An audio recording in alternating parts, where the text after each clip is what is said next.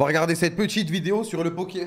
En gros, vous vous souvenez, les gars, à l'époque, bon, il y en a qui vont pas s'en souvenir, on avait react le clear de Emerald Kaizo. Emerald Kaizo, c'est un mode sur Pokémon qui est genre, c'était le plus dur au monde. C'était le plus dur de l'histoire. Et là, il y en a un nouveau qui est encore plus dur, ça s'appelle Run and Bun. Et du coup, il a été fini récemment, je crois, il y a quelques mois. Et donc, on va regarder. En plus, Nyonix, il fait que des vidéos de fou, ce monstre.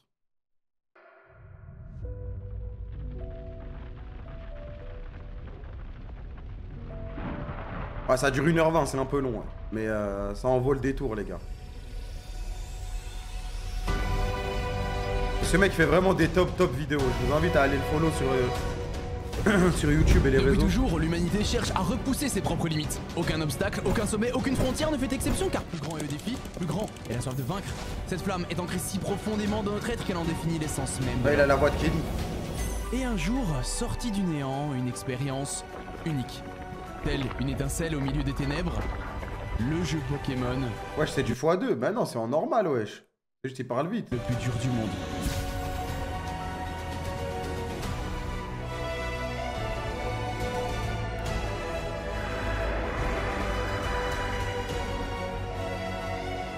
Oh, c'est la musique de Arcane, c'est vrai. Run and Bun. Moi, j'en ai jamais entendu parler dessus. Ah si, j'en ai déjà entendu parler. On peut faire pause Si à tu la souhaites moitié. toi aussi tenter l'expérience, mon frérot, t'as intérêt à être au top de ta forme. Et ça tombe bien car cette vidéo est sponsorisée par Emma. Emma, la Emma, famille. c'est leur confiance, nous on retourne à la vidéo.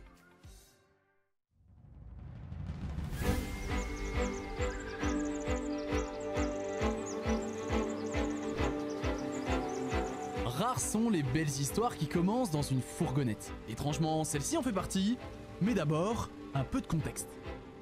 Enchanté, moi c'est Nyonx et je joue à Pokémon depuis que j'ai 3 ans. Comme tout le monde, j'ai commencé ma première partie sans savoir qu'on pouvait sauvegarder et comme tout le monde, 25 ans plus tard, je connais toujours pas les faiblesses du type spectre. Pour vous donner un ordre d'idée, mon niveau sur Pokémon se situe plus ou moins Putain, il est comme là, moi. enfin peut-être là. Bon ok, il est carrément ici, mais pour ma défense, j'ai pas joué à Pokémon non-stop depuis que je suis gosse. Car comme beaucoup d'entre vous, j'en ai eu un peu marre. Marre de voir une histoire qui se répète, de voir une technique à la ramasse et par-dessus tout de voir une difficulté inexistante. Ah, attendez, comprenez-moi bien, les jeux Pokémon sont pas spécialement faciles. Pour quelqu'un qui débute, quand tu combines les attaques, le tableau des types, les objets, les natures, les IV, c'est vite le bordel. Sauf qu'au fil des ans, toutes ces connaissances, elles s'accumulent. La montagne d'informations devient plus digeste et comme t'es pas Sacha du putain de Bourg-Palette, t'oublies pas tout ça quand tu prends le bateau. En fait, la profondeur stratégique de Pokémon est énorme. Mais pour pas effrayer les nouveaux joueurs, Game Freak décide bien souvent de pas du tout l'exploiter. Donc tu finis à force par vivre une expérience sans plaisir, sans challenge, sans saveur. C'est vrai. Ça, c'était avant que je tombe, par hasard, sur le concept du Nuzlocke. On va pas y aller par 4 chemins, la seule raison au monde qui m'a... Mais du coup, Run and Bun, c'est encore plus dur que Kaizo, quoi. Jouer à Pokémon, c'est ces 3 règles. Car au-delà même d'accroître drastiquement la difficulté, ça rend l'aventure tellement plus intense. On vit chaque combat à fond, on s'attache à des bouts de pixels tout flingués, tout ça parce qu'il s'appelle Gontran et pas Chenipan. On stresse, on rit, on pleure et on triomphe. Tu bats alors un à un les différents jeux qui se dressent devant toi, les jeux officiels, les hackrooms, les fangames. T'en veux toujours plus jusqu'à ce qu'inévitablement tu cherches à te frotter au plus grand des challenges possibles. Quand tu cherches sur Internet, loin. quel est le jeu Pokémon Mais le les plus gars, dur du monde de l'histoire Emerald Kaizo, c'était déjà abusé, frère. Le mec, il a mis tellement de temps à le finir. de l'humanité avant même ça. Ah mais attends, Emerald Kaizo, il l'a fait aussi en Nuzlocke, etc. Je sais pas quoi. C'est pas prêt. C'est-à-dire depuis le Mésozoïque, un nom ressort systématiquement. Ah bah le voici. Émeraude Kaizo. Et c'est normal, juste que pendant j'ouvre ma longtemps gueule. c'était lui le numéro 1, Que je ferme ma le gueule. boss final, celui qui mettait la barre tellement haut que le battre signifiait tout simplement être l'un des meilleurs dresseurs au monde. Et c'est vrai que pour l'époque c'était du jamais vu en fait. Des arènes au climat permanent, des centaines de combats obligatoires, parfois même en affrontant pas un mais 2 légendaires. En même temps, c'était de la folie. Sauf qu'avec le temps, les joueurs ont tellement décortiqué les fights et l'intelligence artificielle des dresseurs, au point même de savoir quel Pokémon utiliser contre qui, que devenir maître de la ligue n'était plus un exploit aussi impressionnant qu'au début. Car forcément, en utilisant uniquement les mécaniques des 3 premières générations, bah t'as vite fait le tour des possibilités. Les strats se répétaient et pire encore, elles dépendaient bien souvent des créatures que tu captures pendant ton aventure. Le jeu souffrait d'un déséquilibrage assez violent au point où si tu chopais pas Eliatron dans les premières zones, eh ben les gens recommençaient leur partie. Il y avait le Piaf aussi là.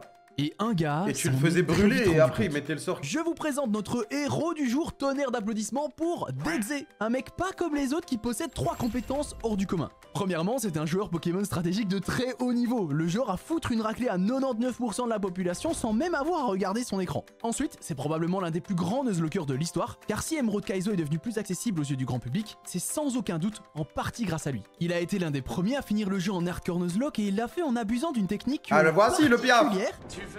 Il avait le piaf, les gars. Un Flagados avec une attaque qu'on voit jamais, recyclage, ce qui en gros lui a permis de récupérer sa baie en boucle. Vraiment, c'était n'importe quoi, ça a bouleversé la méta d'Emerald Kaizo. Et dernièrement, c'est aussi un bon gros nerd fan de Elden, jeux ouais. vidéo, tellement fan qu'il décide de développer son propre jeu dans son coin. C'est lui qui a fait Run and Bun. Et en mélangeant cette sainte trinité, ce n'était qu'une question de temps avant que n'apparaisse la nouvelle pépite. Celle qui allait rabattre les cartes et exploiter si profondément la complexité stratégique de Pokémon, repoussant les frontières du tryhard tellement loin que le monde entier allait ployer le genou. Run and Bun, le nouveau jeu Pokémon le plus dur du monde. Astrido, tu m'as fait rire et pas chill Qu'est-ce dans le qu'il y a chat. de si Putain, on est de spécial, retour vous en me dites 2012. Par où commencer? Chaque combat est unique, designé sur mesure par son créateur afin que chaque objet, chaque talent, même le plus insignifiant de tous, ait une utilité. Quoi, tu connaissais pas l'objet chariot distordu?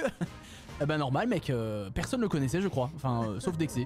Peut-être. Des exemples comme ça, il y en a tant que tu veux, hein, parce que niveau variété, il s'est fait plaisir. C'est juste mathématique en fait, hein, parce que quand tu passes de Ike à Run and Bun, tu doubles le nombre d'attaques, tu triples le nombre de Pokémon, tu quadruples les talents et tu quintuples les objets. C'est un délire. Mais le truc qui va propulser le jeu dans une autre galaxie, le rendant si agréable, si punitif et si riche en même temps, c'est ce document. 18 pages.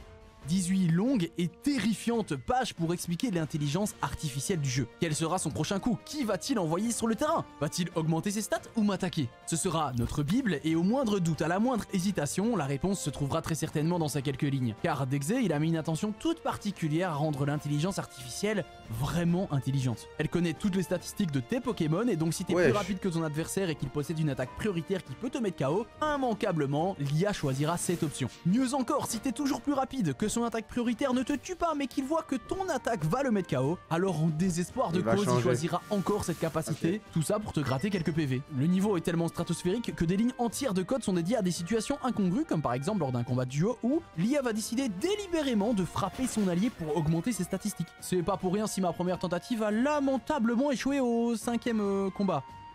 J'ai tellement envie de faire une Ouais, tentative. le 5ème, ouais. Bah, c'est un peu gênant, hein. Ouais, je t'avoue. Ouais, c'est un peu gênant. Mais la deuxième tentative était la bonne. On enchaîne les victoires aussi sûrement que l'équipe nationale belge enchaîne les défaites. Rien ne pouvait nous arrêter.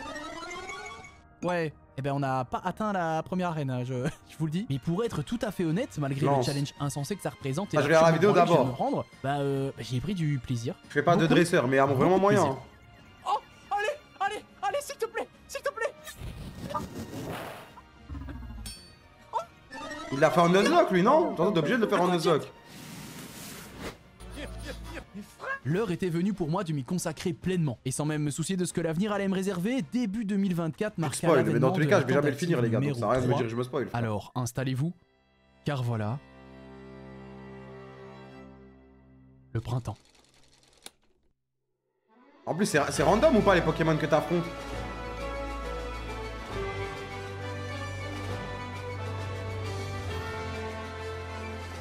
Non, ok.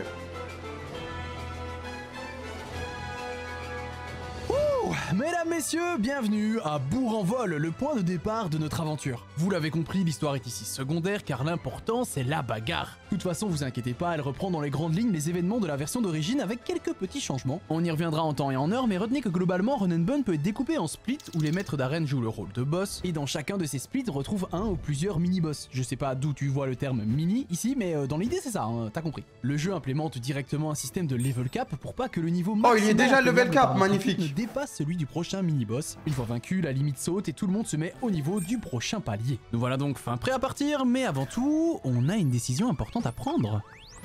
Comme la majorité des joueurs, je décide de partir sur Wistikram. Le nôtre a pas des statistiques de dingue, a une nature qui baisse son attaque avec une vitesse à chier. 95% des gens auraient relancé leur partie, mais que voulez-vous? J'ai la fâcheuse tendance à m'attacher aux starters de merde. Les écoute pas, tabouriste. Une longue vie t'attend, c'est certain. On capture une belle brochette de beaux gosses et très vite, tellement marron, frère. Rattrape car triathlète Mikey, le bourreau de notre première tentative est déjà là. Mikey, c'est un gars bien. Le problème, c'est qu'il faut être fort au maths, les gars, pour réussir ce genre de défi. De famille au grand cœur, ses amis le surnomment le checker de paix. Car le M, c'est le premier PNJ de notre aventure à nous donner une leçon. Run and Gun n'est pas un jeu comme les autres. C'est pas parce qu'on est au 5ème combat qu'il faut sous-estimer l'adversaire. Non mec, il faut se préparer comme si t'affrontais Cynthia Prime. Parce que Mikey, il a un Yanma Sonic Boom. Attaque un peu particulière qui t'infligera toujours 20 points de dégâts, qu'importe ton type, ta défense, ton statut socio-économique, c'est 20 points pour tout le monde. Ok, non les gars, je vais tenter une run. Je vais tenter des runs. Mais, ce que j'ai envie de faire, moi, c'est un Ironman. C'est beaucoup plus accessible pour moi. C'est beaucoup plus accessible. Je vais tenter. Mais dans tous les cas, je vais jamais réussir. Et ça va être beaucoup trop dur. Le niveau de difficulté, il est trop élevé. Ça n'a rien de commencer par ça, frère. C'est comme si, là, au lieu de commencer d'aller à la salle, de monter les poids, j'arrive, je mets le poids maximum et je lance du développé couché. Bah ouais, je vais juste crever, frère. Donc ça sert à rien. Ça sert à rien. Donc je vais lancer juste pour que vous foutiez de ma gueule. Ouais, c'est comme si là, demain, je dis, je vais faire un Aerox. Après, j'ai le cardio, moi, donc ça va. mais non, les gars, mais non. Vieux plus ça abuse, bon. Or, le premier level je regarde la vidéo, les gars, d'abord. Autant vous dire que tous les Pokémon du jeu ont entre 30 et 40 PV. Donc si t'as pas foiré ton bac de maths, t'as capté le problème. Aucune créature ne peut résister à 2 Sonic Boom. Sauf si bien sûr t'as été assez prudent pour donner une B au rang à toute ton équipe avant le combat. En récupérant 10 PV, la majorité des Pokémon peuvent résister 2 tours et remporter le duel. Et ça, c'est bien sûr qu'une mise en bouche t'enchaîne avec des spins d'un métronome, des rondoudous cancérigènes et des Magikarp hydrocanons. Pour enfin arriver face à ton premier véritable adversaire, le Sbire. Il a pas une équipe de fous, mais comme Dexé c'est un énorme déconneur, il a trouvé ça drôle de donner à un 9 le talent récolte, lui donnant 50% de chance de récupérer sa baie à la fin de chaque tour. Ça vous rappelle rien? Enfin, je veux dire rien du tout? Mais par miracle, nous, on n'a pas piste.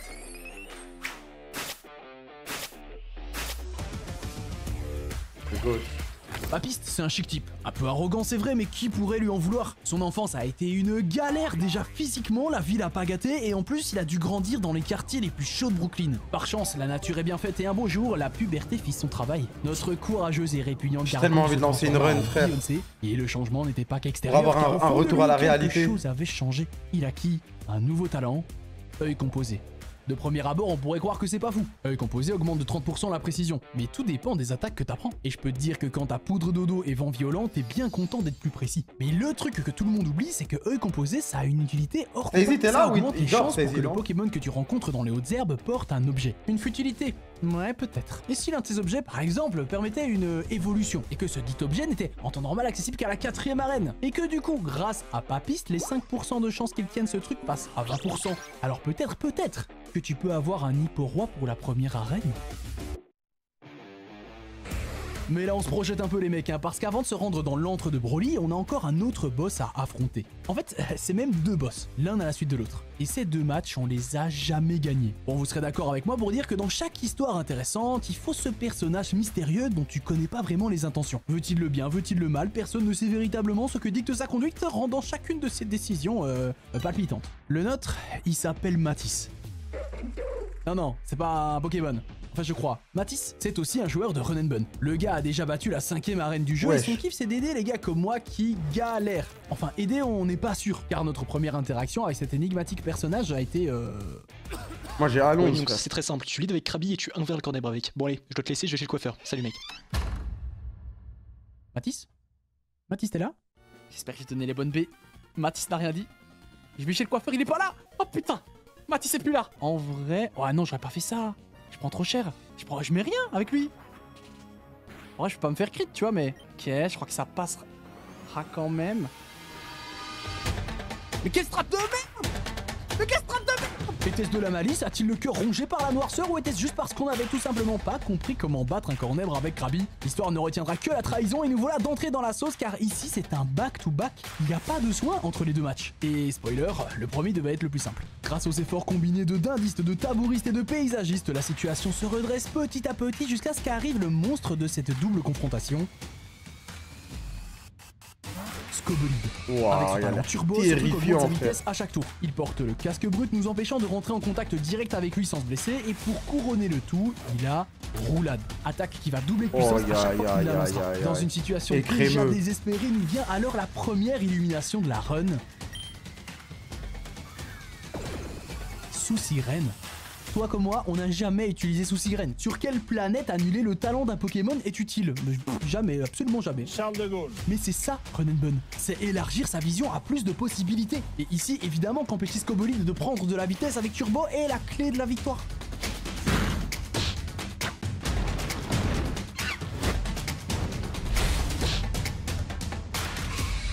J'ai tellement envie de jouer, frère.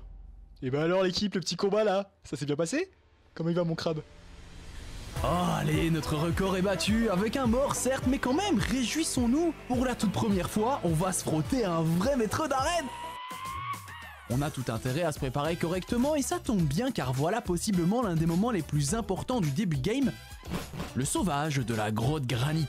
Au milieu des types roche, sol et acier vit une créature de type électrique. Moi, qui je est dis considérée- go sans spoil. Mais ça change rien, les gars. Dans tous les cas, j'ai déjà oublié le premier dresseur, il avait quoi comme Pokémon, non? No joke, hein. De toute façon, dans tous les cas, t'es obligé de te spoil. Sinon, en fait, c'est du die and retry à gogo. T'es obligé de te spoil, en fait. par les joueurs comme le Genre, tu dois. En fait, si tu ne peux pas gagner le jeu si tu sais pas ce que t'affrontes, genre de base. meilleur Pokémon de la première moitié du jeu, Togedemaru.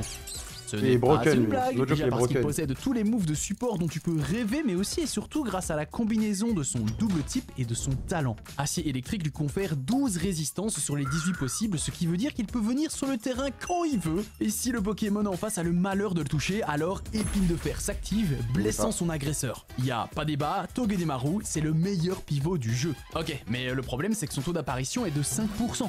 Ah, si seulement comme avec œil composé, un Pokémon pouvait avoir un talent avec une influence hors combat qui, je sais pas, augmenterait les chances d'attirer les types électriques, genre un mouton. Avec Statique, Faristo attire véritablement les types électriques vers lui et fait grimper nos chances de 5 à 50%. On y croit?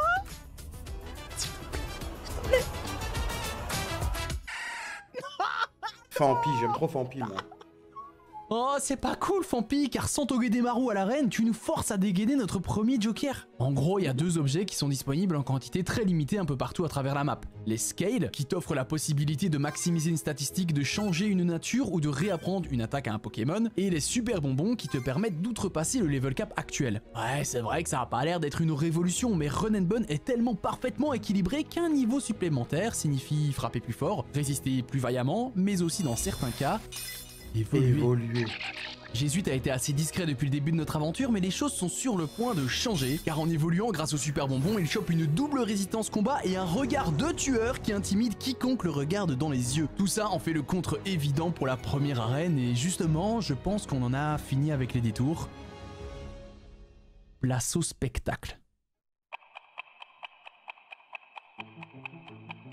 Ne pensez pas qu'on rentre dans un combat comme ça sans prendre le temps de tout anticiper.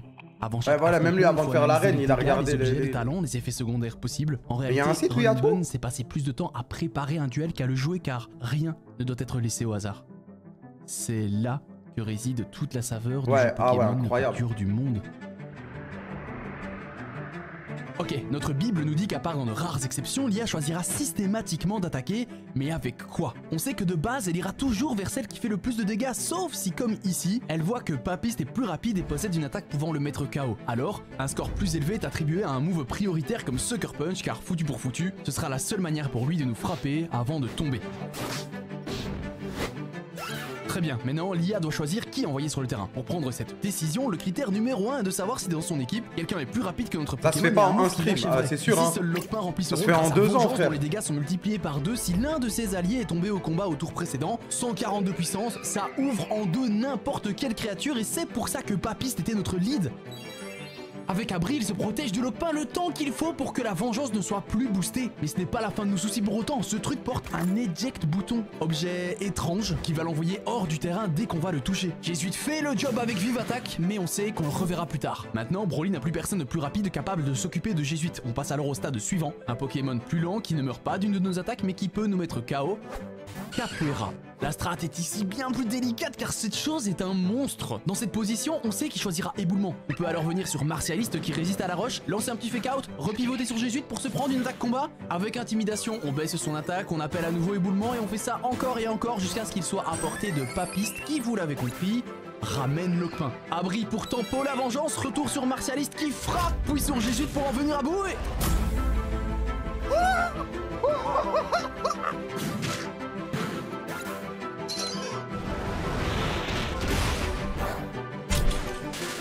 Oh putain, let's go! Allez, tue-le, mec!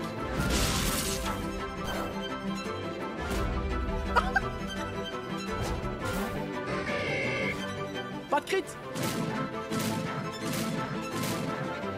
Allez, s'il te plaît, normalement, il y a une range. Il y a même quasiment toutes les ranges.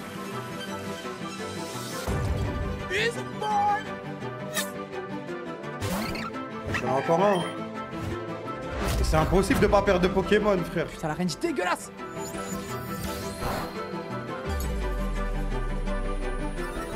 Sacrifice d'indice. Commande. Et c'est encore boost.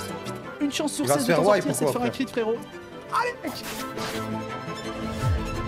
D'indice, non! Arrête, il a un Pokémon rapide.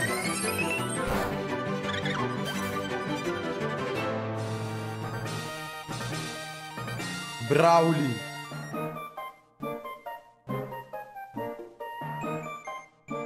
Vas-y, petit à petit, à force. Ah, bah, en vrai, tu dois step up. Moi, je pars du niveau 0, les gars. Alors, t'as kiffé? Moi, j'ai kiffé, moi. Un badge, 2 morts, je sais pas ce qui se passe, mais on dirait bel et bien que la la run du froideur siècle de qui est en train de l'hiver a faire, laissé place à la douceur du printemps. Les graines sont semées, la croissance sera douce, mais je crois qu'on tient un truc.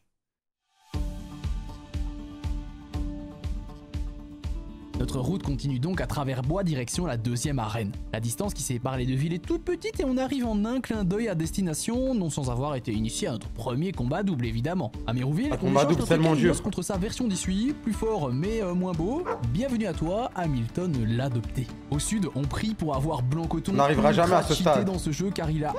Ayez confiance, les mecs. Ok. À l'ouest, on tombe sur Décapsuleur. Un mec chill. Au nord, c'est Débugant qui se présente à nous. Faudra qu'on reparle de lui plus tard, hein, mais on a plus urgent. Car à l'est, la vie nous offre une seconde chance de changer notre destin. On mérite Togedemaru. On a perdu le premier 50-50. J'ai plus la patience. On veut Togedemaru. Je ne suis pas à l'aise. Allez!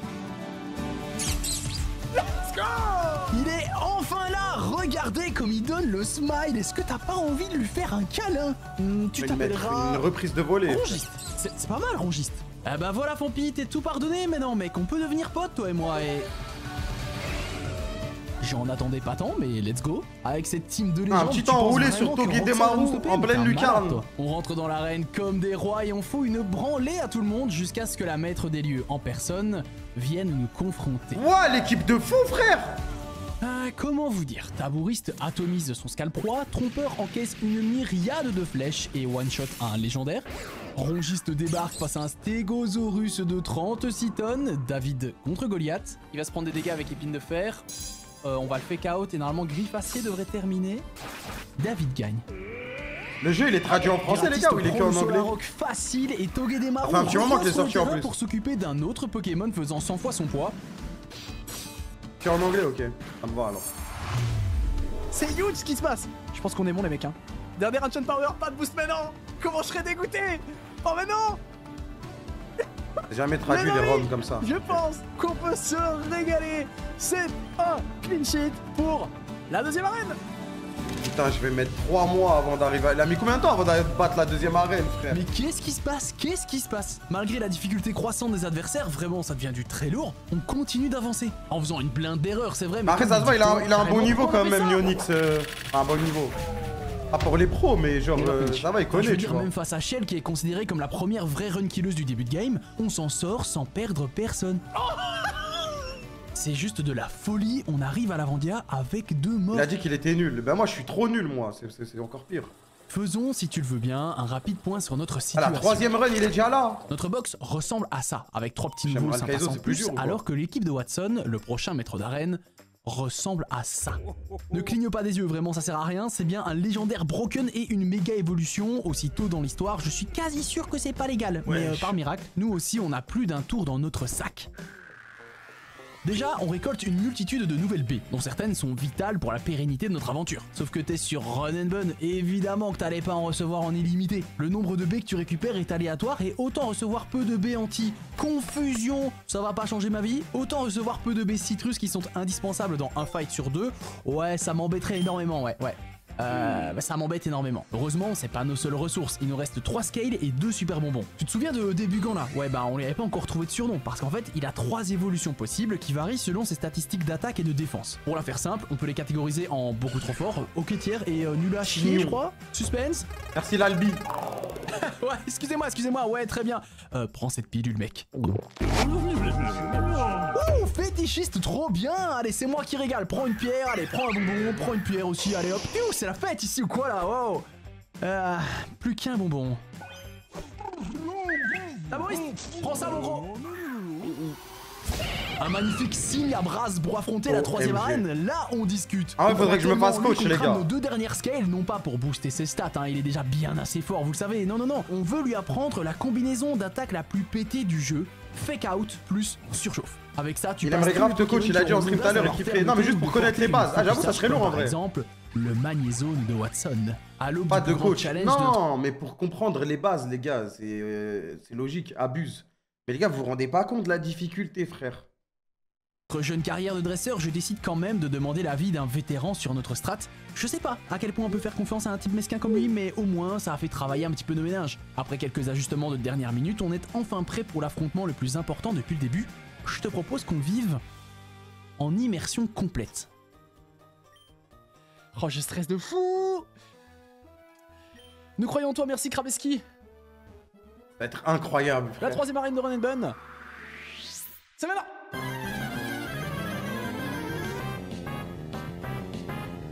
C'est Emerald Kaizo, c'est encore plus dur qu'Emerald Kaizo ça.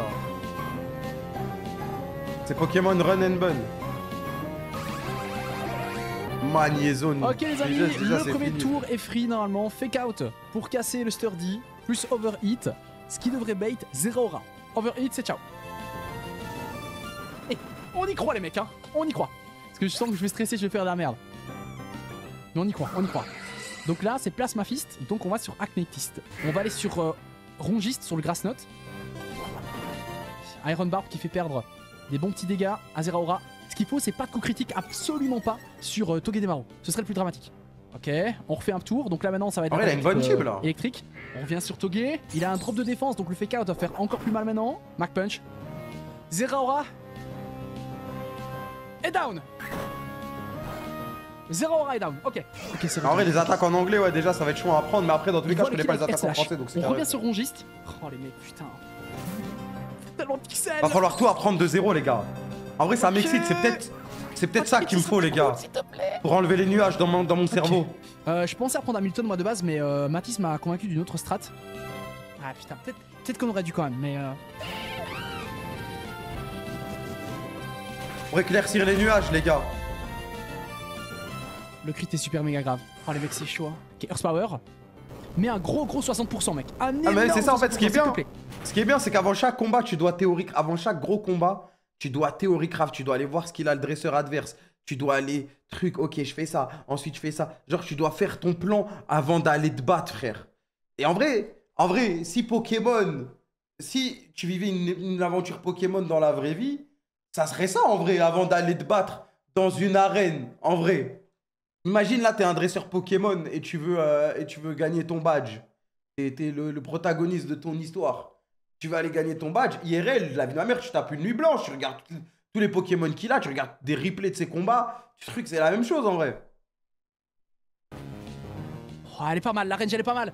La range elle est pas mal. Pas de burn. Si je parle en IRL. Pas de crit, pas de burn. En IRL, ça serait forcément tryhard, les gars. Ok. T'es toujours en track, hein. J'ai 2%, mais mec, normalement tu l'as. Ok. Ça, son coach, il a l'air trop marrant, frère. Il est jamais là. Dernier Pokémon. Méga Faramp. On va sur Togedemaru. En vrai, il me tue pas. Mais s'il me crit, je pense qu'il y a une chance qu'il ne voit pas Discharge, mais qu'il voit Dragon Breath. Ok. c'est pas bien ça, c'est pas bien ça. Oh, c'est un crit ça. Il a pas le droit de perdre son Togedemaru. Oh, c'est même pas un crit. Je vous explique la situation. Donphan, il a 90% de chance de tuer en tapant 2 bulldoze. C'est pour ça qu'on a été sur Togedemaru, parce que l'idée c'était de le fake out pour le gratter un tout petit peu pour augmenter les chances à 98-99%. Les gars, fake out, c'est une attaque trio. Dragon Breath parce qu'il voit maximum 36 dégâts. On est à 37 PV. Sauf que si je fake out, ça voudrait dire que je prends un tour de burn, ça veut dire qu'il aurait autant de chances de Dragon Breath que de discharge. Ah, c'est bluff, ouais, Sauf que si Dragon Breath directement sur Donphan, c'est une catastrophe, on ne survit pas, c'est sûr et certain, c'est mort. Coffre de la hype, c'est quoi c'est cette de merde? ne pas faire fake out, de switch directement maintenant parce qu'il va faire discharge et d'espérer que les 90% passent. Je peux pas fake out, je suis obligé de switch Donphan maintenant. Mec, priez parce que c'est maintenant que tout se joue. Trompeur, mec. Il faut que t'écrives l'histoire maintenant, mon ref.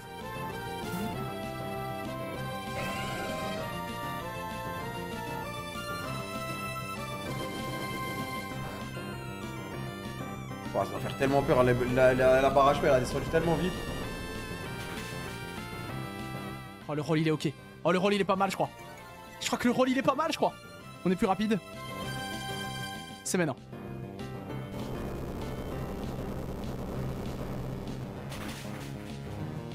Et c'est des snaps! Encore une fois, ouais.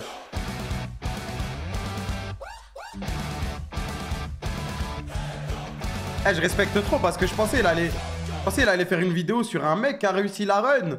Mais en fait, c'est ce monstre lui-même qui a fait la run.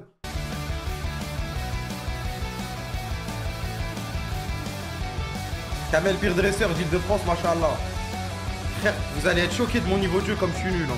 Le soleil brille enfin sur la région de Hoenn et notre pérégrination continue donc tout naturellement vers la 4ème arène. En vérité, je sais pas trop comment vous décrire cette sensation. La victoire contre Watson résonne en moi comme un symbole fort, car pour la première fois, j'ai vraiment l'impression de comprendre l'IA, d'anticiper ses choix, de mettre en place les bonnes stratégies, tout semble de plus en plus cohérent. Ça n'empêche pas les bavures, évidemment. Décapsuleur, t'es beaucoup trop chill, mec. Ah, c'est officiel, je suis dans la giga merde. Si c'est freeze dry, mon hippo roi ne tank pas. Mais en dehors de ça, tout va bien, vraiment tout va bien, vous inquiétez pas. On commence à élaborer des tactiques complètement folles à base de j'empoisonne volontairement avant le combat trompeur et acnétiste pour pas que Hypnomat puisse m'endormir, what the fuck. Ou encore à base de je démarre le fight avec un papiste blessé pour que les deux adversaires veuillent le finir, qu'il fasse abrier et qu'ainsi le champ soit libre pour frapper de l'autre côté. Jongler avec les règles, prévoir les coups critiques, c'est un vrai kiff. Et ce qui me donne le plus de plaisir, c'est de découvrir au fur et à mesure de notre aventure quelque chose dont j'ai longtemps sous-estimé l'importance. Chaque Pokémon a son rôle à jouer, cette chose qui le rend unique et que lui seul peut accomplir. Prenons le cas de Ixon. Le frérot, il a un seul kill à son actif. Mais dans l'affrontement terrible contre la rivale, bonne chance à tous ceux qui tenteront l'expérience, c'est le meilleur leader possible. Immunisé au type Psy, explose les murs lumière de Wimessir avec casse-brique. C'est bien simple, de l'entièreté de la box, c'est lui qui remplit au mieux cette niche très précise. Hélas, il repartira entre 4 planches, hein. C'est quasi impossible de perdre personne face à elle, mais sa mission, elle est remplie. En se sacrifiant, lui qui n'était personne nous a offert la victoire sur un plateau. Bien sûr, certains sont objectivement plus forts que d'autres, mais le panel d'adversaires rencontrés est tellement vaste qu'à un moment, chacun aura son heure de gloire. Sauf Morrigan, vraiment, y a pas les mots, t'es nul, t'es carrément nul. C'est pas grave, on t'aime comme t'es, mais bordel, t'es vraiment une... Comme tu l'as peut-être remarqué, notre itinéraire a été modifié comparativement au jeu d'origine. Au lieu de remonter directement vers Vermilava, on boucle notre tour pour revenir à notre point de départ, Clémentiville. Ce qui signifie qu'il est l'heure de faire face à notre complexe de deep. Le daron a une équipe qui semble ok. Le truc, c'est que ce n'est qu'un leurre, car si tu te penches sur son cas, tu te rendras compte que c'est de loin l'adversaire le plus dur depuis le début. Ah ouais, c'est pas de la rigolade, hein. Avec 2 Pokémon Coloforce, une méga beaucoup trop rapide et un légendaire qui peut changer de forme, c'est un enfer à calculer. Mais ce qui est tout aussi intéressant, c'est qu'avant de l'affronter, il faut vaincre les dresseurs de l'arène. Et tout comme dans la version de base, tu as le choix. Est-ce que tu préfères affronter la salle précision où tu peux pas échapper aux assauts adverses, la salle critique et ses snipers en embuscade, ou encore la salle puissance qui claque les plus gros uppercuts dans le foie que t'as vu de ta vie? La décision t'appartient, ce qui compte, c'est d'arriver au champion. En vérité, qu'importe la voie que tu décides de suivre, les matchs sont durs. Nous, on est venu à bout de la salle vitesse et défense sans trop de problèmes, mais quand vient l'heure d'entrer dans la salle puissance remplie de testostérone à l'état pur, nos jambes flageolent un peu. Il faut dire que ce combat pourrait être un maître d'arène. Alléluia, on s'en sort indemne, mais vient alors l'heure de l'émancipation. Il y a beaucoup trop de choses à dire sur ce combat. C'est vraiment une torture pour un millier de raisons, toutes plus racistes les unes que les autres, mais la plus injuste d'entre elles est peut-être ce que les gens ont baptisé la truck attack. Norman commence son combat avec un Porygon 2 Evolurock, boostant ses défenses à mort. De ce fait, aucun Pokémon ne peut terrasser ce truc en un tour. Et son move pool, il est étrange. Cage éclair, soin, laser glace et triple attaque. Dans environ 90% des cas, hein, s'il y a voit qu'il ne te tue pas et qu'il est plus lent que toi, alors il va vouloir te paralyser pour te ralentir. C'est pourquoi tous les joueurs commencent le combat avec un Pokémon plus rapide, de type combat et portant une baie cerise qui soignerait la paralysie. Mais si tu fais partie des malchanceux qui ne subiront pas gage éclair mais triple attaque, alors bonne chance à toi pour le reste du fight mon gars. Parce que tu vas prendre très cher et pire encore, tu as 20% de chance d'être paralysé, brûlé ou gelé. Il est donc bien plus poétique de parler de truc attaque, hein, car se la prendre, c'est déjà foutre un pied et 4 orteils dans le camion d'où tu viens. Et si je décris ça, tu t'en doutes. Ok, la range est bon. La range, on sera bon. Thunder Wave. Oh putain. Truc attaque. Ah, trop de flow cette attaque. C'est une catastrophe. Tabouriste achève le Porygon, mais on a un énorme problème. On réglera ça plus tard. Dans l'immédiat, il faut s'occuper du légendaire. Deux doubles pivots entre Porygon et Jésuite baissent suffisamment son attaque et sa défense pour qu'on en vienne à bout. Au diable les paralysies, que Dieu bénisse la baie cerise. Place au gros lapin. La strat initiale était simple, sacrifier Porygon et envoyer Tabouriste pour le venger. Mais dans cet état, il ne résistera pas aux vives attaques prioritaires de Diggersby. Notre seule chance, notre seul espoir, c'est de réussir à l'intimider avec Jésuite. À moins 1 d'attaque en partant du principe qu'il ne nous fera pas de coup critique, Tabouriste survivra. Mais pour ça, il faut envoyer Hamilton maintenant qu'il y a autant de chances de se prendre tricherie, plaquage ou vive attaque. Si c'est tricherie ou que plaquage nous paralyse, c'est game over. Croisez les doigts les mecs. Ok, pas de paralysie. Pas de paralysie. Ok, on l'intimide avec Jésuite, on sacrifie Porygon qui me prouve encore une fois mon erreur. C'est ensemble qu'on triomphera. Signabraz, toi, le modeste starter dont le peuple se moque, par pitié, prouve-leur qu'ils ont tort.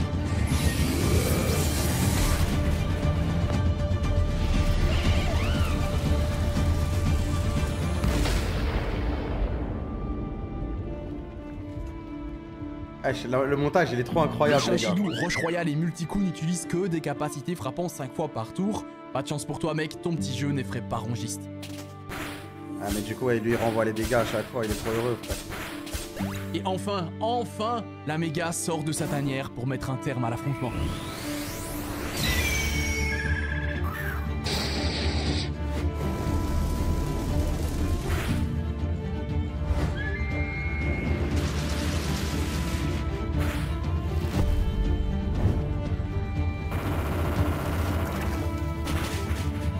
Super efficace cette histoire.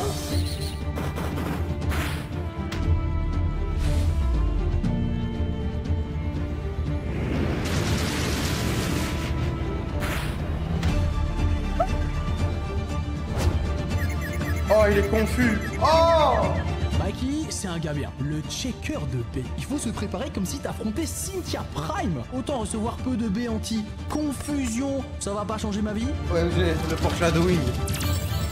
On va donner une B anti-confusion à Hamilton.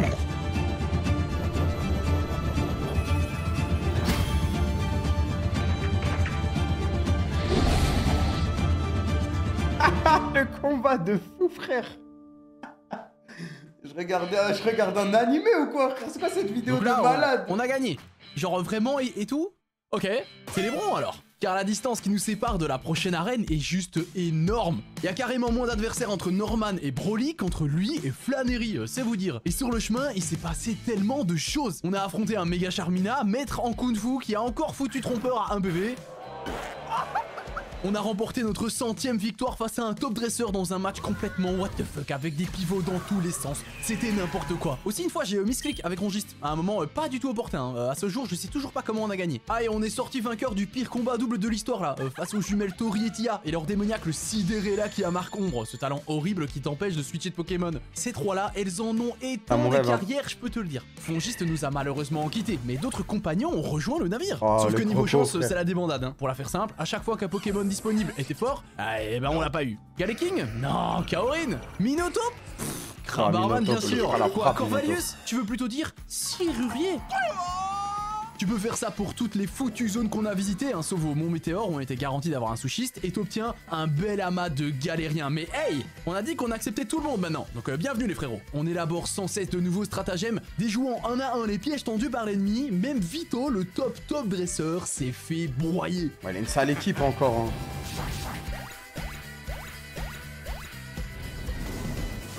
le soleil, les victoires, les poteaux, y a pas de doute, l'été est là.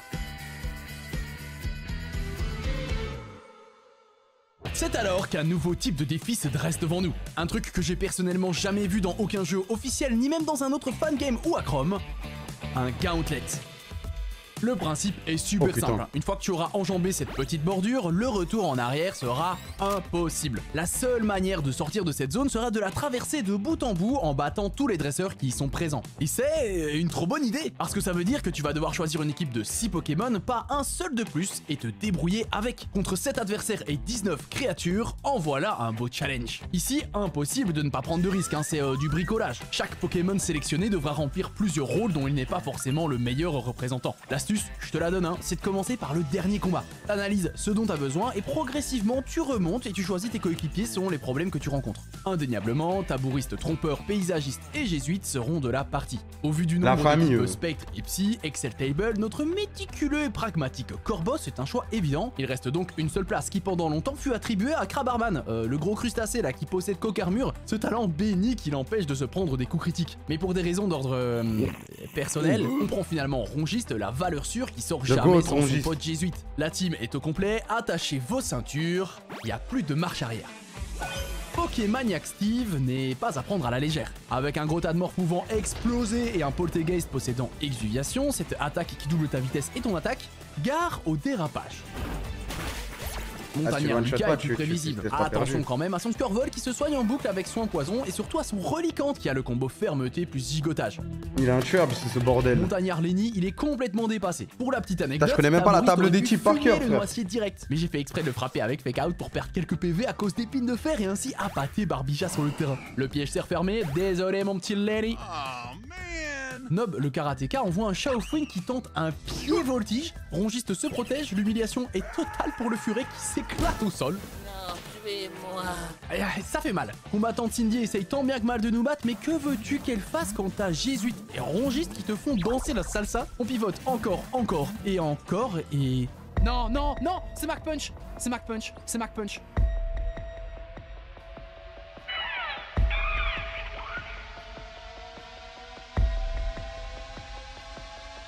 Non, c'est pas Mac Punch. Ah si. Il a vraiment pris un penalty, les gars. Valentin Rongiste qui tombe.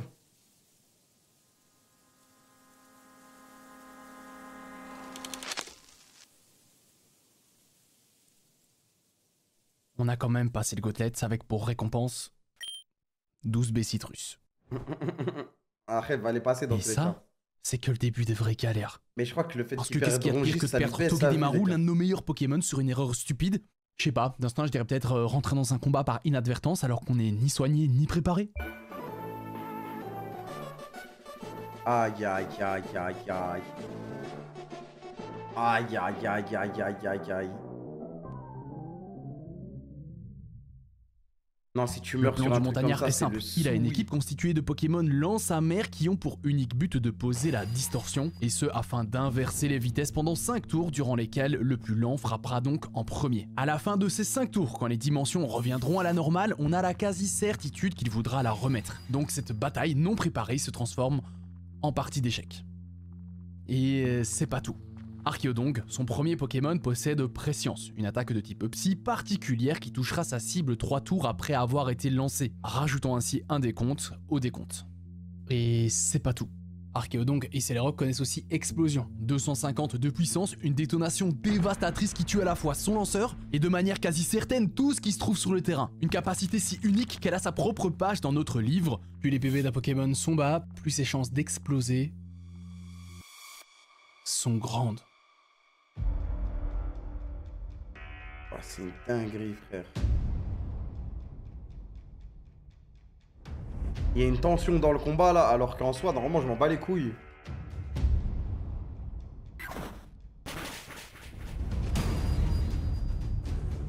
Lancez le compteur. Les compteurs. Ça sent le boom! Il faut faire détection. Mais s'il fait autre chose? Il va pas faire autre chose! Oui, mais s'il fait quand même autre chose. Détecte ou on est mort. Explode! Explode-moi dessus, mon gars!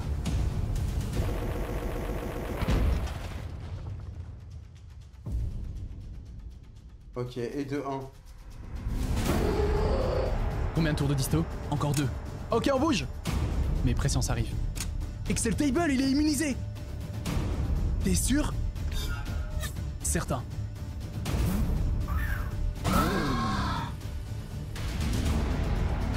Et maintenant, Sucker Punch sera pas suffisant, faut qu'on le gratte d'abord. Le fétichiste fake out. Ouais, mais il en faudrait au moins 3.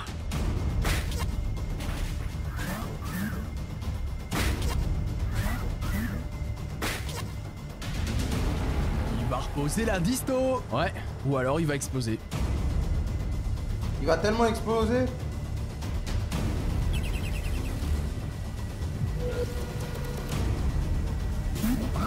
Oh l'enfoiré.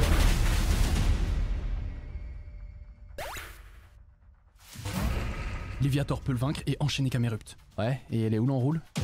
L'enroule, c'est qu'il faut arriver au moment où la disto disparaît. Et si on foire, on est mort.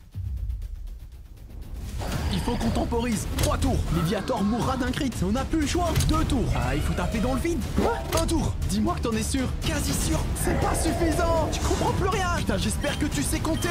Oh, le montage de fou, frère.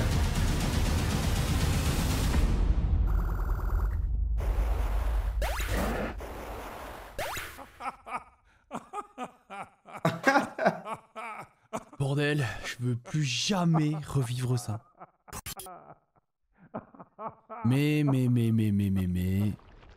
on n'est pas encore sorti des enfers. Car au sommet du volcan nous attend la team Magma, plus spécifiquement Tabitha, le numéro 1 de ces sbires avec une équipe tellement puissante qu'elle est probablement la plus broken de tous les non-boss. Après quoi notre route croisera celle de son tyrannique leader, Maxi. Et je me sens pas prêt du tout. C'est trop bizarre. Alors qu'on a enchaîné des dizaines et des dizaines de victoires, hein, c'est la première fois que véritablement, je me sens en danger. Peut-être parce que j'ai vraiment ressenti qu'une simple action peut avoir des conséquences directes, fortes, aux répercussions sans précédent, tout ça en un claquement de doigts. Ça m'a niqué ma confiance. Donc je doute de toutes mes strats, à chaque tour j'ai peur d'avoir fait une connerie et c'est pas cool. Alors quand Tabitha se trouve juste là, devant moi, logiquement c'est la panique. Car même si son étrange roster n'est pas le plus intimidant qui soit, leur synergie est si délicieusement bien pensée qu'on part du principe que perdre un seul Pokémon face à lui est une bonne nouvelle. Son Chartor qui possède lance-flamme et explosion porte une vive griffe. Avec une probabilité de 20% d'attaquer en premier et donc de voler en éclats à tout instant, personne n'est à l'abri, sauf un Pokémon. Ce n'est pas Acnétiste, ce n'est pas Donphan, ni même Sushiste, non. Le seul à être sûr de remporter son duel, c'est Papiste. Car il vient d'apprendre tout fraîchement une attaque que jamais, au grand jamais, personne n'a utilisée et qui dans cette configuration précise est un game changer. Mesdames, messieurs, nuée de poudre. Oui, cette capacité existe, mais elle est en temps normal injouable. Elle te permet d'infliger 25% de dégâts à ton adversaire si et seulement si il utilise une attaque de type feu contre toi. Et ce Chartor sous le soleil qu'il a lui-même posé voit que lance-flamme a 100% de chance de fumer Papiste. Aucune raison donc d'exploser.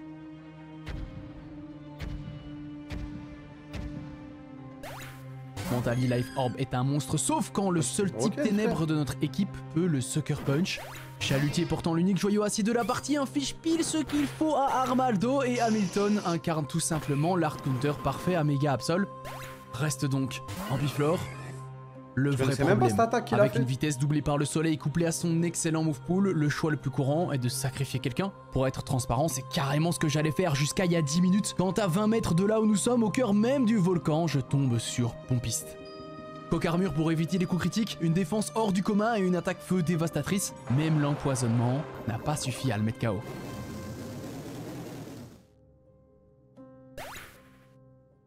L'alignement des astres était parfait. Mais la montagne gronde encore, et Maxi s'apprête à passer à l'offensive. Selon toi, qui est ici la plus grande menace? Son légendaire? Son semi-légendaire? Voire... Mais c'est une dinguerie, c'est passé dans le chat. Il y a un mec qui a dit, oh il a trop la voix de Gil. Et il y a Gil, il a répondu juste de nulle part, vraiment pas frère. Même sa méga évolution? De choquer le mec. Le danger, c'est Culbutoke. Car quand il débarque, son talent marquant te bloque sur le terrain et ce truc est d'un tel sadisme qu'il ne possède aucune attaque offensive. Non, il préfère que tu le frappes pour te renvoyer le double des dégâts que tu viens de lui infliger, te poussant vers une douce et longue agonie sans aucun moyen de t'échapper. qui te met une pression constante. Et Dexé le sait très bien. Il a codé une ligne spéciale rien que pour lui. Tant que l'IA voit qu'un Pokémon de son équipe peut mettre KO ton Pokémon ou du moins lui infliger plus de dégâts que tu ne lui en infliges, il n'enverra pas Culbutoke. Il faut donc s'arranger pour que Maxi voit toujours un kill. Ainsi, il l'enverra en dernier. Chose importante, le membre de notre équipe qui butera le Pokémon précédent Culbutoke devra porter la carapace mue, le seul objet qui te permet de quitter le terrain même quand Marque Ombre est activé. À partir de là, il faudra improviser. C'est tellement compliqué, frère. Il y a tellement la voix de Hornet la frappe. Kaorin s'occupe tranquille de Krabarak. Et normalement, c'est Ptera. Parfait, Chalutier, à ton tour. Let's go! Si mes calculs sont bons, c'est Ekaiser. Jésuite, je sais pas comment mec, mais faut que t'arrives à t'occuper de lui.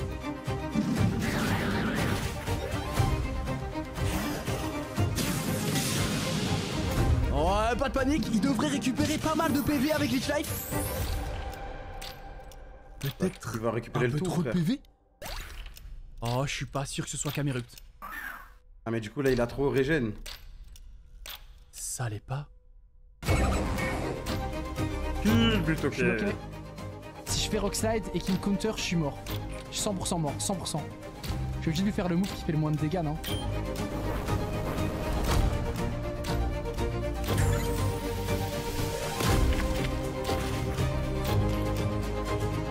Oh, bizarre Norman. l'équipe. Tu peux te sortir de cette situation à une seule condition, mon ref, c'est que tu sois un grand ce soir. Que tu rentres dans la cour des légendes et que tu cries avec l'éclage. Tabarman. Attends, tu es moi.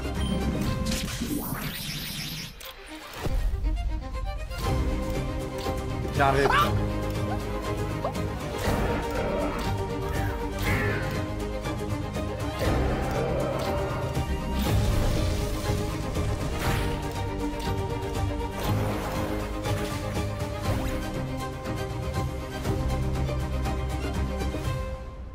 Easy.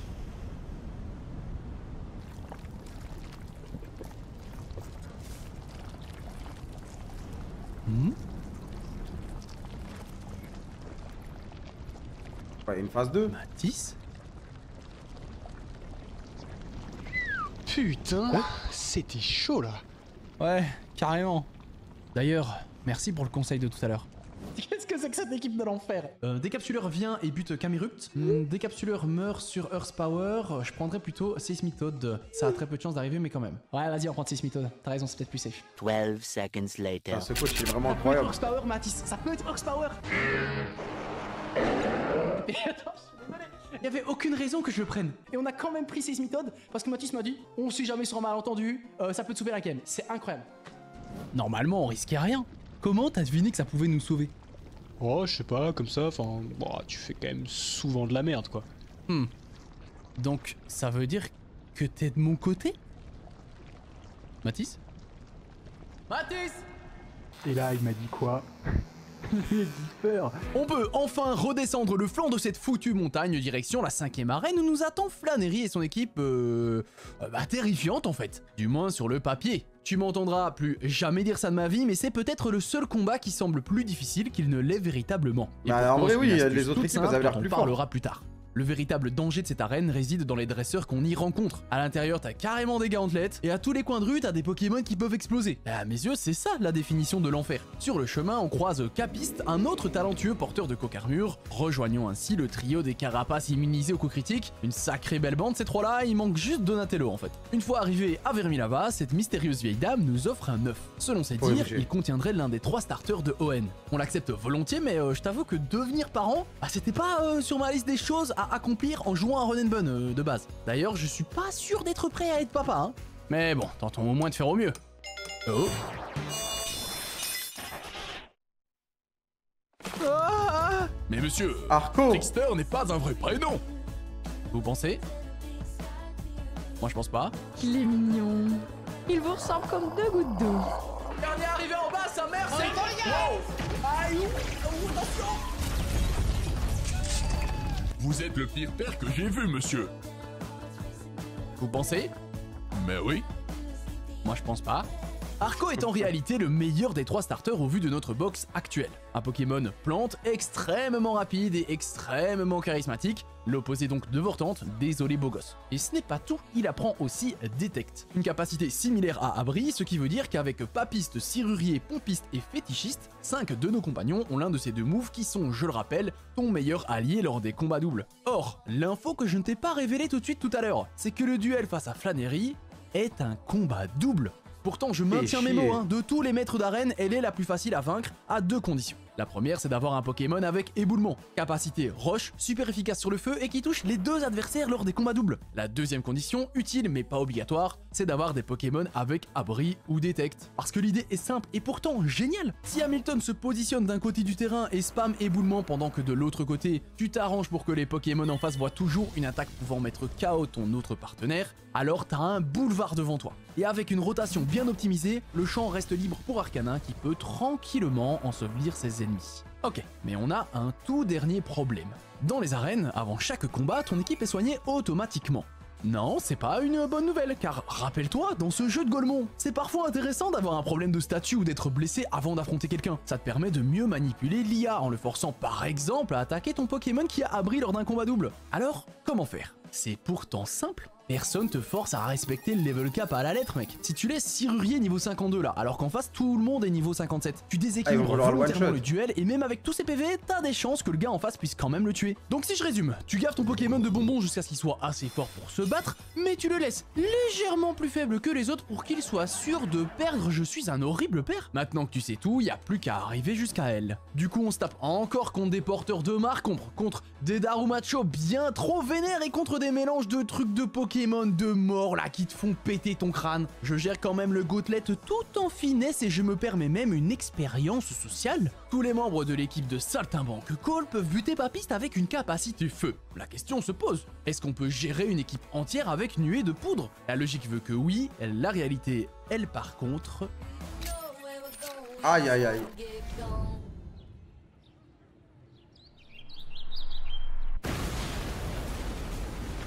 On a perdu Papiste.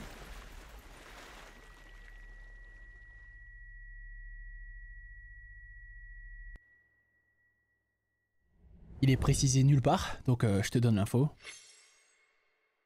25% arrondi à l'inférieur, ça peut donner des situations où Smogogo résiste avec un seul PV, affolant par la même occasion l'IA qui ne vit qu'une seule manière de se sortir de là.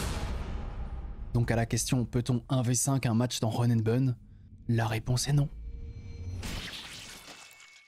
En revanche, si l'on demande un Pokémon avec tous ses PV peut-il quand même exploser, là, la réponse est oui.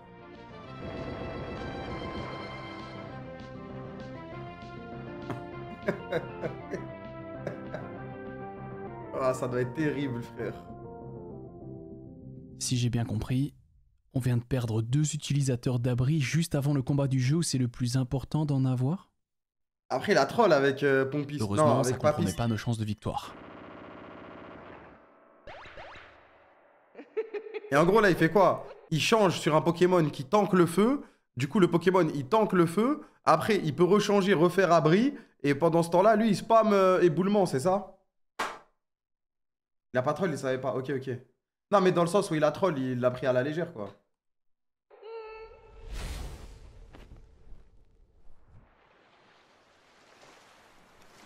En gros, c'est l'idée. Ok. Ah, j'essaie de déjà me projeter, les gars. La suite de notre aventure se déroule de l'autre côté du détroit.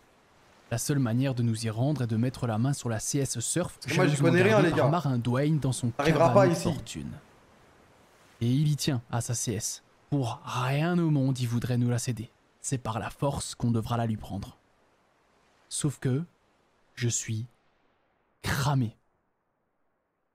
L'enchaînement du Gauntlet, de Tabitha, de Maxi, de l'arène et de Flan m'a complètement vidé.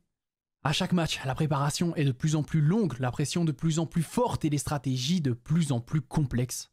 Alors, est-ce la faute à la précipitation ou à la préparation, il a un cycle de fou, frère. Je me retrouve à dire. On va faire ça à chaque fois. Oh, c'est incroyable. En fait, je pars de 0, les gars, donc ça me...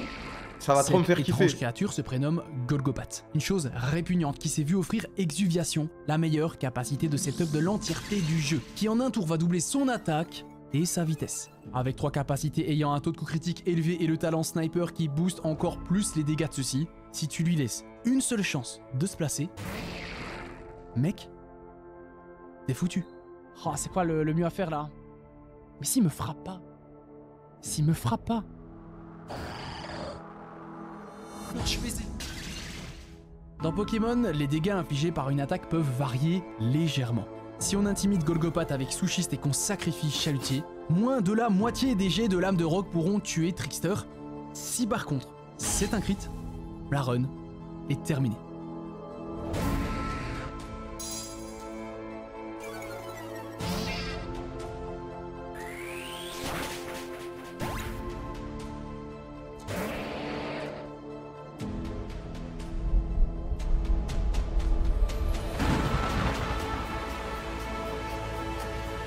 J'ai jamais été aussi investi de ma vie dans une run. Subtime, s'il te plaît, ne prends pas le crit. Ne prends pas l'high roll.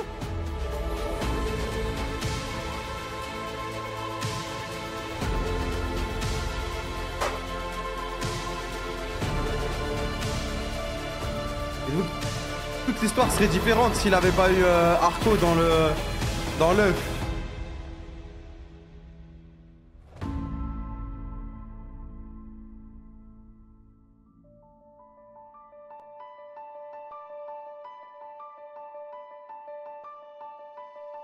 C'est dingue, ouais.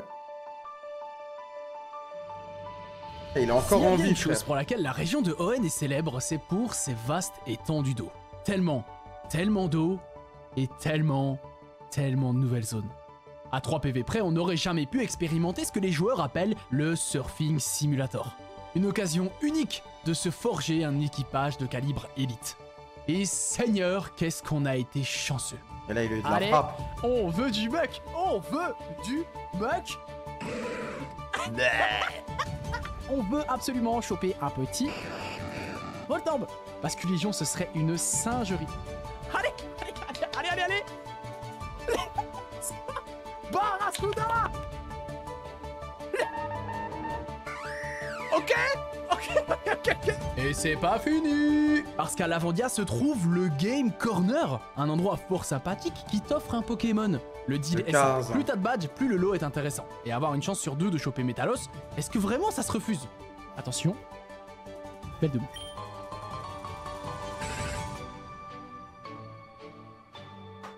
On dirait bien que le vent a tourné. Ah, là, il a la Espérons frappe, là. juste qu'il souffle encore un peu. Et si je te disais que le meilleur Pokémon de tout ce fucking jeu se cache dans ces hautes herbes depuis 6 mois et qu'il attend patiemment qu'on vienne le chercher? Est-ce que t'y crois ça? Ronenbun ne fait rien comme les autres, c'est pourquoi la plus forte de toutes les créatures est évidemment de type insecte. Saméga fracasse le jeu et c'est la raison précise pour laquelle on a attendu 3 saisons C'est qui, entières Saméga? pour espérer la voir. On aurait pu prendre Quillfish, Tentacruel ou Cravarèche avant même d'affronter Watson, mais c'était faire une croix sur 20% de chance d'obtenir Dardarnian. Dardagnon? Alors puisse cette patience porter ses fruits, s'il vous plaît. Le moment de vérité. Pourquoi je stresse? Allez, on veut le Big Trail. Big Trail.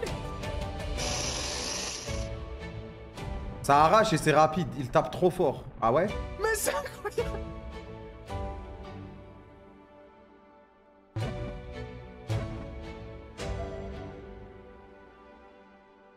Oh mais je peux tellement pas la foirer cette run.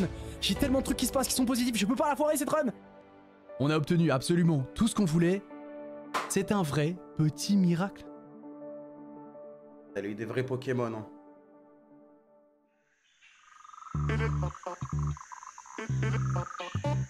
Nos yeux peuvent maintenant être rivés sur Simtronel, car c'est là dans la volière de Winona que se trouve notre prochain badge. Mais on n'y est pas encore. Déjà à l'entrée de la ville nous attend la rivale qui nous affronte en combat double sous une pluie et un terrain électrique permanent. Rien que ça. Il faut déjà avoir vaincu la Team Aqua dans le centre météo. Bonne chance mon frérot, car dedans c'est que des fights atroces, hein, horrible sa mère. Et le bâtiment se situe au bout de l'interminable route 119 qui déborde de dresseurs dans tous les sens. Ah, c'est le moment de sortir l'artillerie lourde.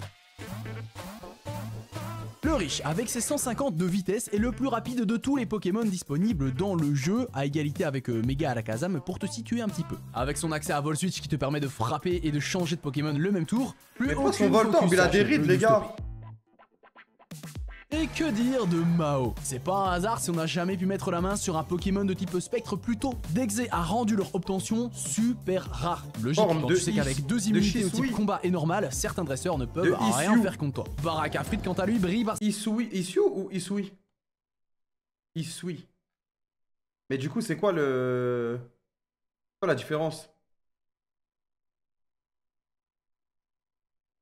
C'est quoi la différence? C'est juste un skin ou il est genre il a un truc différent? Il est Elec Plante. Mais je l'ai jamais vu sa forme moi. C'est dans quelle génération qu'il est sorti en première?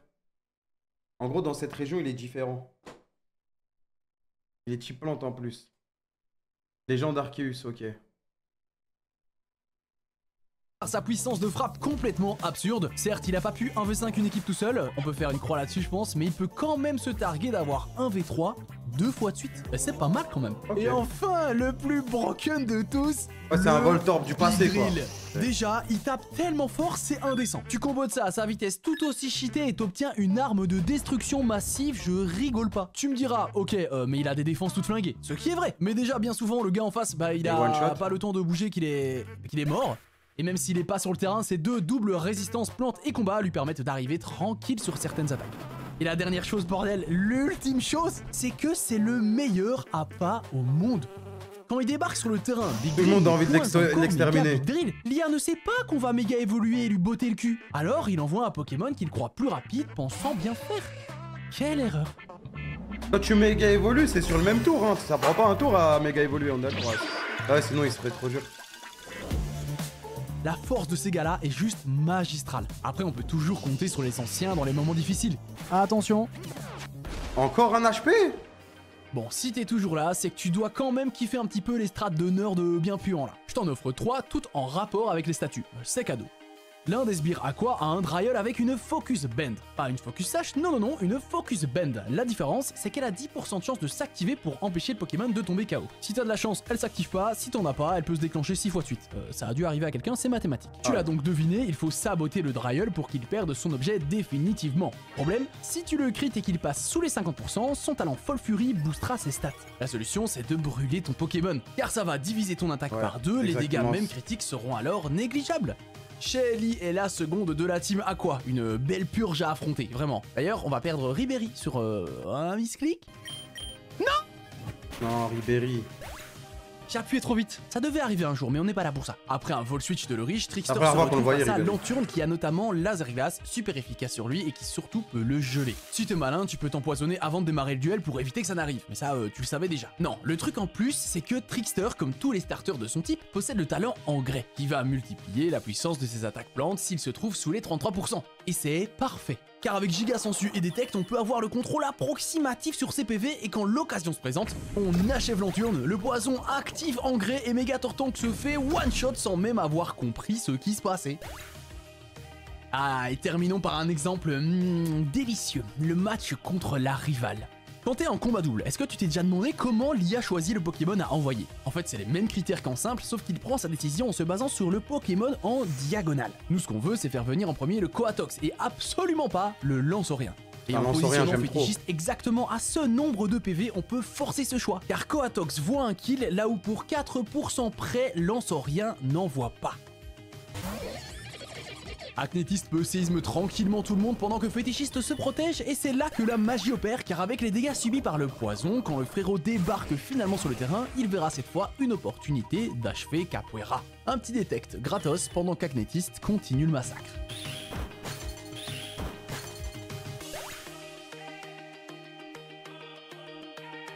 c'est là que je me dis qu'on en a fait du chemin. Au début, j'étais naïf, inconscient, et un peu paumé même. Mais quelle strat de merde! Et puis, galvanisé par mes victoires, je me suis cru invincible. L'arrogance avait pris le pas sur le reste. Jusqu'à ce que la réalité me rattrape. Putain, Rongiste, il était incroyable. Par contre, c'est une dinguerie, les gars, sa troisième run. Là, j'étais brisé. Incapable de croire que ouais, c'était peut-être possible. Malgré tout, le temps a fini par faire son travail. Combien de temps sur la vidéo? J'ai grandi. Et aujourd'hui, plus que jamais... 1 heure. Ah, c'est passé vite, les gars. Je suis prêt. La 6ème arène de Run and Bun est là, bordel. Et qu'est-ce qu'elle se passe bien. Déjà parce que personne n'explose, merci. Mais aussi et surtout parce que... Big Drill, il est présent dans tous les matchs, que ce soit pour pivoter, pour abattre ou pour bait les dresseurs, personne ne l'arrête. Alors quand on investit nos 4 dernières scales pour changer sa nature et maximiser sa vitesse, Winona en personne ne peut qu'implorer la clémence. Jésuite, Hamilton, le riche et Zushist ont juste à s'occuper de la première moitié de l'équipe pendant que le B s'occupe du reste. Big Drill.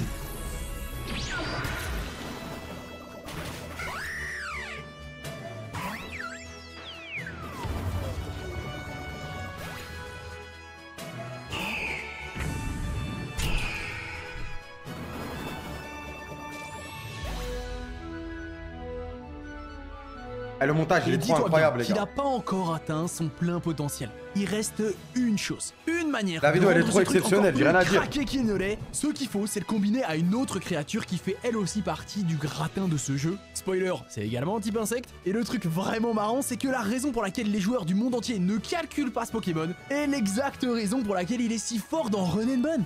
Bienvenue dans l'équipe. Sarmuraï. Son talent repli tactique est unique dans son genre. Quand ses PV passent sous les 50%, ça l'expédie immédiatement hors du terrain. Ouais, a priori ça ressemble plus à un malus qu'à un bonus. Et pourtant, si tu sais t'en servir, mec, tu deviens le roi du pétrole. Il y avait la répasse Kaya. Il fait demi-tour sur Golizerpot qui se fait frapper à sa place. Repli tactique l'envoie alors hors du terrain. Boum, tu reviens et tu refais demi-tour. Résultat, t'as buté quelqu'un. Big Drill est en sécurité. Le gars en face fait un bad trip. Le frérot il est dans le cosmos, il voit des abeilles partout. Et en plus de ça, c'est toi qui choisis qui envoyer. Avec tout ça, on avance sans relâche, de pas en pas, de victoire en victoire. Carrément, si on met de côté notre bourde contre Shelly, d'un point de vue purement stratégique, ça fait 2 mois, 3 boss, 50 combats et 224 Pokémon vaincus depuis notre dernière perte. Ah, la stat est pas mal, hein. Attends, combien de mois? Il a mis 2 mois? Toutes les séries ont une fin. Mais attends, mais il joue Quelques semaines seulement après notre triomphe de 119, la rivale des jeux. Tu fais un stream par semaine ou... Il joue 2 heures par semaine. Mais non, mais c'est impossible.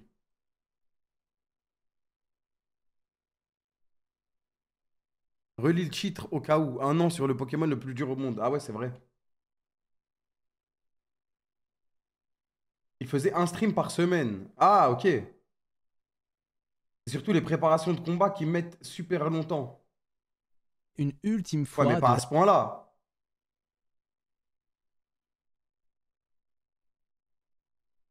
Comment ça, si, frère? Je te jure que si. À ce point-là. Non, mais il stream pas beaucoup, non? Eh, parce qu'en vrai, là, il y a l'image, c'est trop stylé et tout. Là, Après, vu le niveau, vu l'étendue des stratégies, ça m'étonne pas, ouais.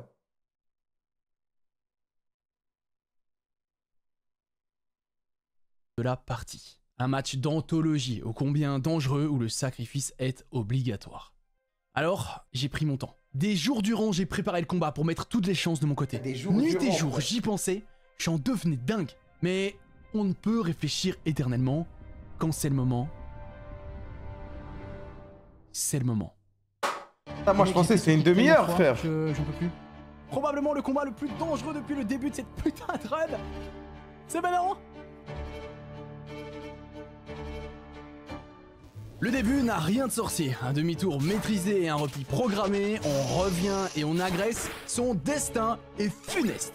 Alakazam, c'est qu'il résiste et croit nous surprendre, qu'avec un HP, il peut nous descendre. Mais on sait ce qu'il sait et il sait pas qu'on le sait. Demi-tour, on encaisse, on revient, on achève. Vient alors l'élément clé qui à lui seul va tout changer. La balle de fer existe depuis la 4G, elle divise ta speed par 2 au lieu de la doubler, personne ne sait pourquoi ça existe, ça fait 20 ans que tout le monde s'en fiche. Eh ben j'étais du même avis jusqu'à me rendre compte d'une dinguerie. Si avec Escarmouche tu bats Nimoré et que tu te ferais prendre de vitesse par un tabouret, alors c'est Melmetal qui viendra car de vitesse il te prendra. Au massacre pivote et fait son devoir, il meurt en héros pour marquer l'histoire. Brutalibré honore sa mémoire, mais vient alors c'est un poète ou pire quoi? cauchemar, Elector de Galar.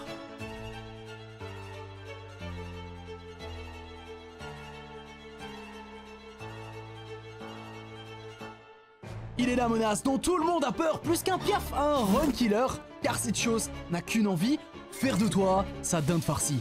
Il est la raison de mes maux de tête depuis 3 jours, j'ai le diabète. C'est également à cause de lui si mon crâne s'est dégarni. Alors on cherche encore et encore, dans la nuit noire jusqu'à l'aurore, à la recherche de la solution, migrant au gré de notre intuition. Jusqu'au jour où je vis la faille, il s'est une gavé, là. éclaircie dans la grisaille.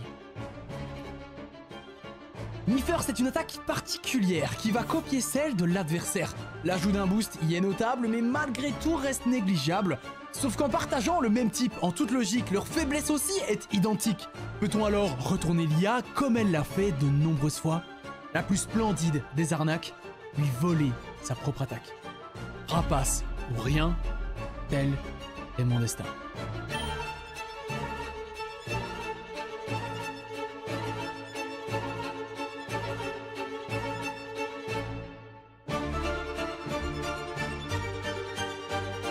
Trop incroyable le montage, tout. La vidéo elle passe trop bien les gars.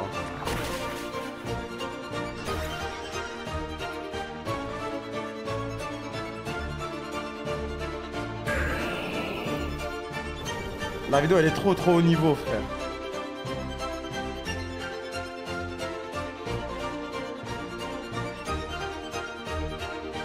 De toute façon on savait qu'il... Ionix il nous avait choqué avec d'autres vidéos. Mais celle-là, c'est un chef-d'œuvre, frère. Les autres vidéos, elles sont exceptionnelles, hein. Si vous connaissiez pas, les gars, je vous invite à aller regarder ces autres vidéos. Je crois que je dois te faire une confession. Je t'ai menti. Il n'a pas le succès qu'il mérite, ce monstre. Quand tu cherches sur Google quel est le jeu Pokémon le plus dur du monde, la première info qui sort n'est pas spécialement Emeraude Kaizo. Non, en fait, le premier lien sur lequel je suis tombé, c'est ce post Reddit. Un interminable message rédigé par l'utilisateur Albabimam en avril 2023. Son contenu est incendiaire et son titre éloquent. Il y critique pas mal de choses comme la disparition permanente d'un objet après un sabotage, la suppression de talents puissants ou encore le fait que les dresseurs ont accès à des Pokémon que toi tu ne peux avoir. Mais le truc qui a vraiment attiré mon attention, c'est le moment où il va parler d'une zone précise du jeu qui, selon ses dires, est la plus dure et la plus injuste qu'il n'ait jamais vue. Qui aurait pu prédire qu'1 an plus tard, j'allais me retrouver devant. Le pic du Mont Pyre nous introduit une mécanique que j'avoue n'avoir jamais vue ailleurs. La totalité des combats ont lieu sous un vent arrière permanent, doublant d'entrée de jeu la vitesse de toute l'équipe adverse. Wesh. Niveau injustice, c'est vrai qu'on est pas mal. Mais Albabimam ne parlait même pas de ça. Non, pour lui, le véritable scandale, c'est le boss de cette zone, Archie. C'est un run killer. Y a ou quoi? pas un Pokémon qui me terrifie pas. Rajoute à ça le fait que c'est un combat double et que, surprise, tu ne contrôles que la moitié de l'équipe car on t'impose un partenaire bancal sur lequel tu n'as aucun contrôle et qui à tout instant peut niquer ta run. Elle a un Rhinastock avec lame de roc, 85% de précision et abri aussi au cas où elle voudrait te laisser en 1 contre 2. Méga Florizard est quand même plus sympa, avec une couverture offensive intéressante et poudre dodo, toujours utile. Mais alors la bouse de l'équipe, c'est RIP. Delcati frère. Et elle commence avec lui en plus. Bah je comprends un peu mieux le seum de notre poteau parce que tout simplement t'as pas les cartes en main. Ici, c'est pas toi qui décide. Comme tu peux prendre que 3 coéquipiers, la marge de manœuvre est minuscule. Après mûre réflexion viendront avec nous Muck, Serrurier et Fétichiste. La seule chose que j'ai trouvée pour augmenter quelque peu nos chances de victoire, c'est de donner à Serrurier notre seul et unique B, Chirim. En débutant le combat à 26% et en étant empoisonné, il attirera une dernière fois les attaques vers lui, il pourra alors se protéger pendant que, espérons-le, Rhinastock fera un kill. À la fin du tour, le poison fera passer Serrurier sous les 25% et activera sa baie qui lui permettra ensuite d'attaquer avant tout le monde, emportant avec lui une dernière créature. Si j'avais un dernier mot, ça serait genre... pas mal le dégradé. Ah, merci, mec. Et bonne chance. Merci, Matt.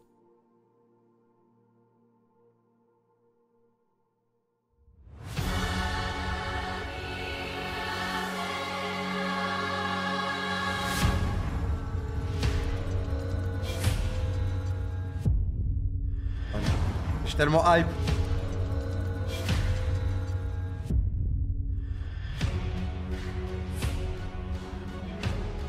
Le sort n'est plus entre nos mains. Archie, c'est maintenant.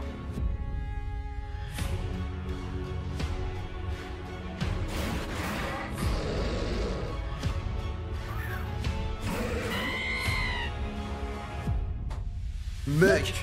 Il est temps pour toi de partir dans un feu d'artifice. Explosion, Life Orb va tout simplement oblitérer le Urshifu, le Hydreigon et rendre la run plus safe. Un gros boom.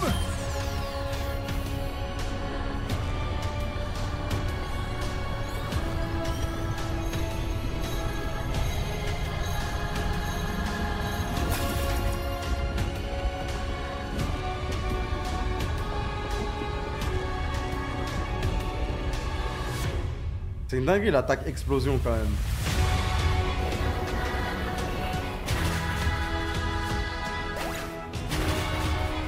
Le GOAT!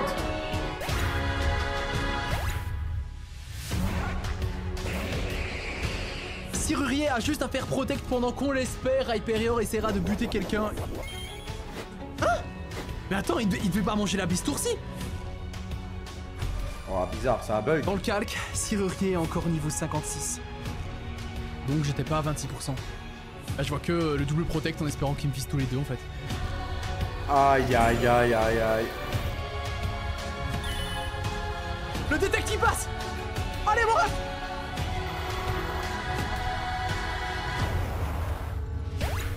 Il est mort. OMG fétichiste. Méga évolution.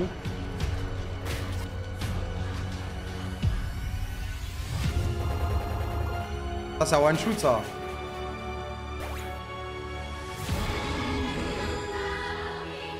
Vous allez pas le croire. Vous allez pas le croire. Hitmontop, même sous le vent arrière, est plus rapide que Stakataka. Il a 81% de chance de le tuer.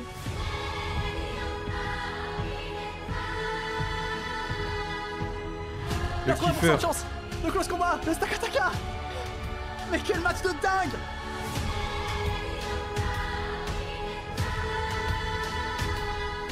Le kiffer qui va solo lose le combat 80%. ou bien solo win la run. 80%.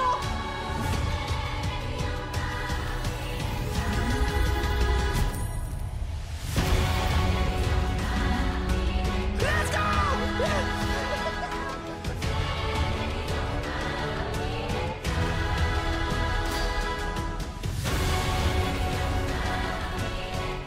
Il va se faire.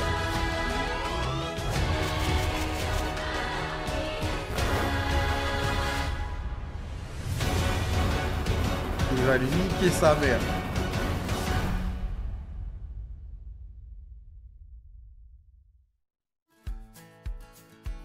Easy.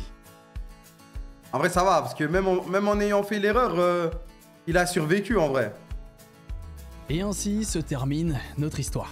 Je comprendrais si t'étais un peu déçu qu'on s'arrête là, sans avoir atteint le bout du jeu. Personnellement, ça me convient. C'était intense, un peu trop peut-être. Et pour être honnête, j'ai carrément peur de tout gâcher. Perdre n'effacerait en rien tous les souvenirs tissés au fil des mois, c'est sûr, mais quand même. Et si l'on venait à triompher, là aussi ça serait une forme d'adieu, juste sous une autre forme. Non, moi il me plaît bien cet entre-deux. Alors, Run and Bun mon frérot, merci. C'est sûr, il va faire un jeu épisode 2, Pokémon frère. ne m'avait fait ressentir pareille émotion.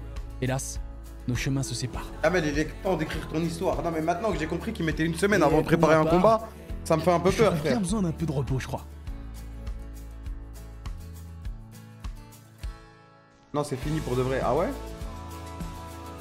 Il lui restait combien de badges Encore à faire? merci à Emma, le tout premier sponsor de la chaîne. Toutes les infos sont en description et en commentaire épinglé. Pas au début, N'hésitez t'inquiète. pas à aller y jeter un œil. Un grand merci bien évidemment. Lance-toi, tu vas. Il lui restait 2 badges et la ligue. Enfin, la Ligue, la Reine. Ouais, la Ligue, ouais, la Ligue. La Ligue Pokémon. Mais la Ligue, ça doit être une dinguerie, frère, hein. Là, t'as tout le chat. Normalement, c'est facile. T'inquiète.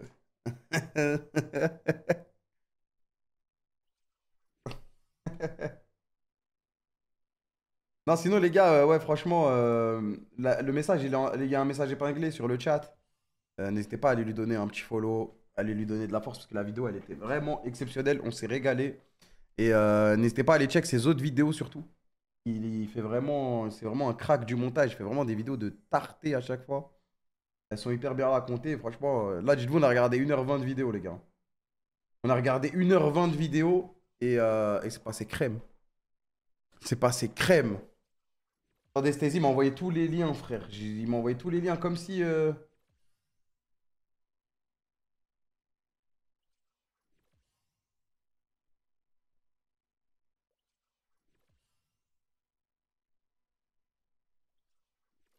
Le problème, c'est que tout est en anglais, frère.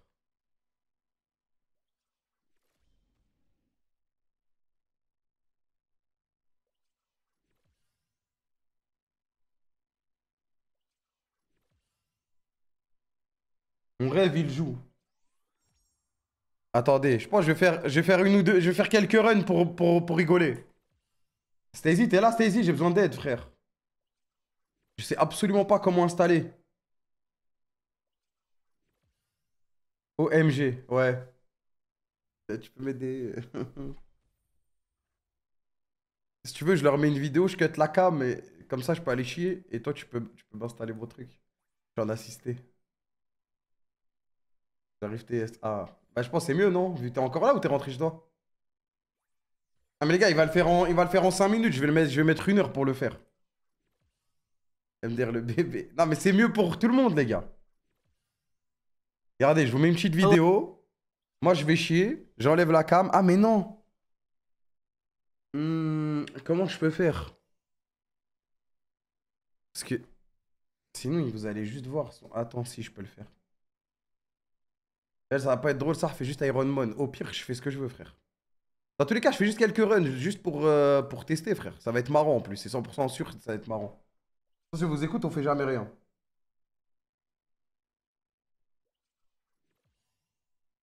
Une vidéo sur la télé. Non, mais justement, le but là, c'est pas de le faire pour de vrai, c'est juste de lancer 2-3 runs juste pour rigoler. C'est juste pour se marrer. De toute façon, dans tous les cas, je vais pas rester trop tard. Je vous ai dit, demain je dois faire du sport tôt. Et donc voilà. De toute façon, vous allez m'aider le chat, hein, vu que vous êtes tous des maîtres dresseurs Pokémon.